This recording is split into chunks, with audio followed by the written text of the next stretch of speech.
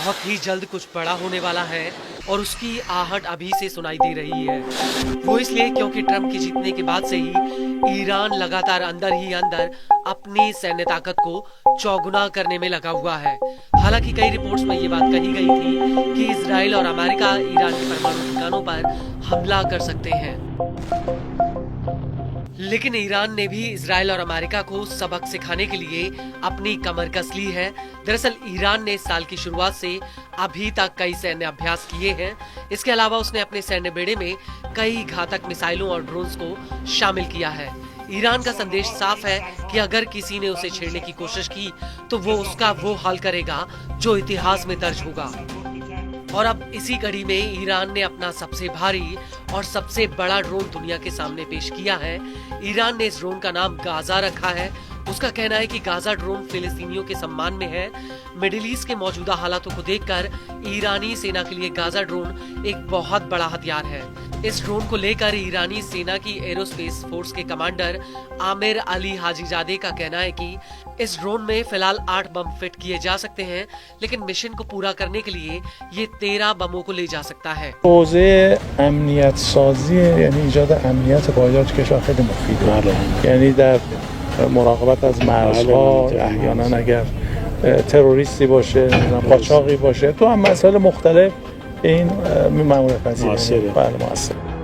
लेकिन बड़ा सवाल ये है कि इजराइल और अमेरिका के हवाई हमलों के आगे ईरान का गाजा ड्रोन कितना ताकतवर है।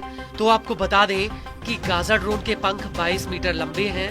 यह 3100 किलो का वजन ले जा सकता है। यह ड्रोन 35 घंटों तक हवा में उड़ान भर सकता है। गाजा ड्रोन 350 किलोग्राम प्रति घंटा की रफ्तार से उड़ान भरता है। ईरान का नया ड्रोन 500 किलोग्राम तक विस्फोटक ले जा सकता है।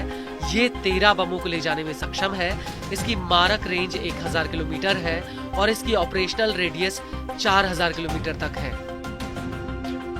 आपको बता दें कि ईरानी सेना ने इस मिलिट्री ड्रिल में गाजा ड्रोन से एक साथ 8 टारगेट्स पर सफल हमले की बात कही है। लेकिन इस सब के बीच आपको ये भी बता दें कि गाजा ड्रोन इकलौता ऐसा हथियार नहीं है जिसे ईरान ने अपने बेड़े में शामिल किया हो, बल्कि अब पुतिन ने अपने सुखोई 35 लड़ाकू जेट्स ईरान की सुरक्षा के लिए भेज दिए हैं। और ये पहली बार है जब ईरान ने रूस से सुखोई 35 जेट्स खरीदने की बात भी कबूल की है।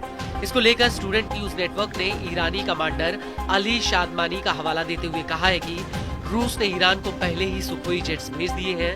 हालांकि पुतिन ने ईरान को कितने जेट्स दिए हैं इस बात की कोई जानकारी सामने नहीं आई है। वहीं इजराइल का जिक्र करते हुए ईरानी कमांडर शादमानी का कहना है कि अगर दुश्मन मूर्खतापूर्ण कार्य करता है तो उसे हमारी मिसाइलों से नुकसान पहुंचाने का कड़वा स्वाद चखना पड़ेगा और कब्जे वाले क्षेत्र में उसका कोई भी हित सुरक्षित नहीं रहेगा।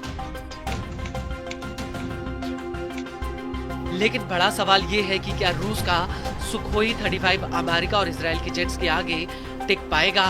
तो आपको बता दें कि सुखोई 35 रूस का बेहद ही ताकतवर और एडवांस जेट है। इसको लेकर रूस की तास न्यूज एजेंसी का कहना है कि Sukhoi 35 multi role fighter jet है। इसमें एक पायलट के बैठने की जगह होती है।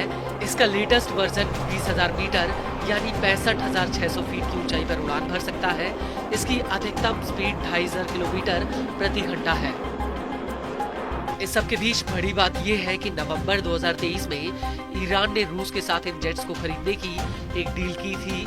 हालांकि उस वक्त भी ये बात साफ नहीं हुई थी कि आखिर ईरान कितने जेट्स खरीद रहा है। और इसके बाद नवंबर 2024 में ईरान और रूस ने एक व्यापक रणनीतिक साझेदारी की डील की थी। हालांकि इस समझौते में हथियार खरीद का कोई जिक्र नहीं था, लेकिन उस वक्त दोनों देशों ने ये जरूर कहा था कि वो सैन्य तकनीक सहयोग करेंगे। आपको बता दें कि ईरानी एयरफोर्स के पास कुछ दर्जन भरी एयरक्राफ्ट बचे हुए हैं। इसमें कुछ रूसी जेट्स हैं। इसके अलावा ईरान के पास 1979 की इस्लामिक क्रांति से पहले खरीदे गए अमेरिकी मॉडल के एयरक्राफ्ट हैं जो अब बूढ़े हो चुके हैं।